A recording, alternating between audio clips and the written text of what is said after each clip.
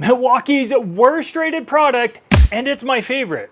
It's all about the 1505 6-in-1 Milwaukee FastBack. Not even comparing it with other FastBacks, but I will show you why so many hate it and the hidden features I love. Feature number one is the blade itself. Now, with so many different types of blades, like a straight, serrated hook, this is really almost a 3-in-1 feature within the one. This is a very universal blade type, and putting that type of blade in is very simple. You can actually skip the button on top and just slide it in. It's locked in place. To unlock it, you do need to push the button right there and then pull it out. Up along the blade itself is actually hidden feature number one. There's this little notch right here which allows you to score or mark material, giving you a perfect line. The body itself is well designed. Just take note of these little notches right up here along with the finger cutouts. They just give you a perfect grip and added finger pressure to the knife.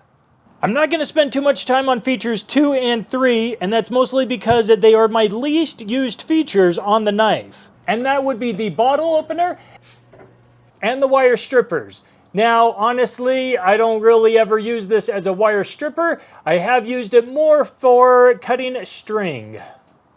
Now, if you are cutting string all day long, they actually do have the gut hook knife, which actually has that same little notch out with the blade closed. Let's just say you are in a MacGyver situation, you actually used the wire strippers.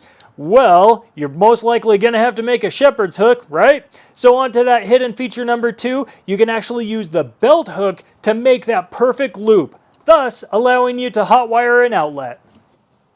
I hate just throwing away the blades, so I actually have this little holder. It's pretty sweet, comes with 50 blades, and hey, after a couple packs, I might have enough to make a Damascus steel blade. 4, 5, and 6 are packed with goodies, and it all has to do with the bit holder. It comes with a double-sided bit. You get the standard and then also a Phillips. You typically wouldn't think that the bit holder itself was a feature, but it is a 1/4-inch hex size, which makes it a nut driver. You can also save yourself from ripping up your palm and sticking at the end of a 1/4-inch hex key or Allen in the end. And I mean, just check out the leverage that you can get with this. So much so that you can actually break the key itself. By far, my most used adapter would actually be the 1/4-inch hex by 1/4-inch square bit. That combined with a socket set has just opened it up to endless possibilities. Fully extended, it does have a lever lock. Even though it is really hard to actually close with gloves, I do and would rather have this with the lock than without. Now the bit holder does have a notched indent at 90 degrees, and so it doesn't fully lock, but it actually does stay in place, which, being at 90 degrees, allows you just to get that extra little leverage. Let's just say, for example, if you want to put so much on to break some more bits.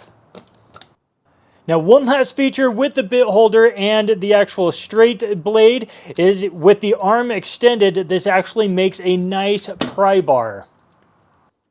You might be surprised, as I was, when I saw a 2.9 rating for the 1505.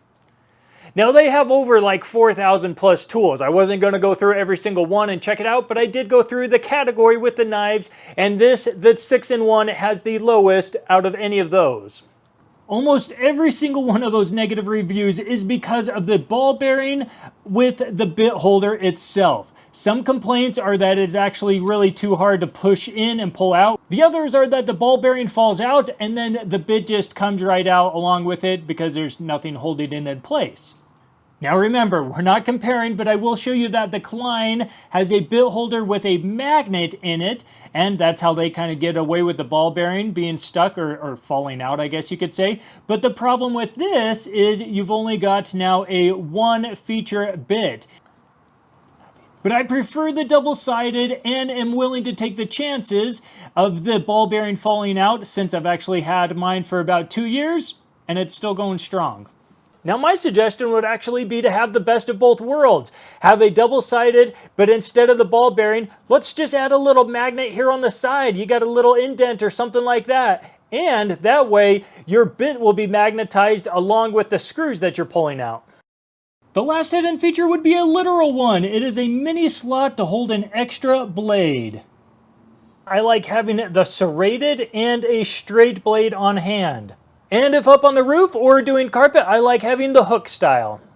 Now, if you're like me and actually want to use this as an EDC or everyday carry, I actually take off the belt hook and it gives you just that much more of a slimmer fit. Like and subscribe.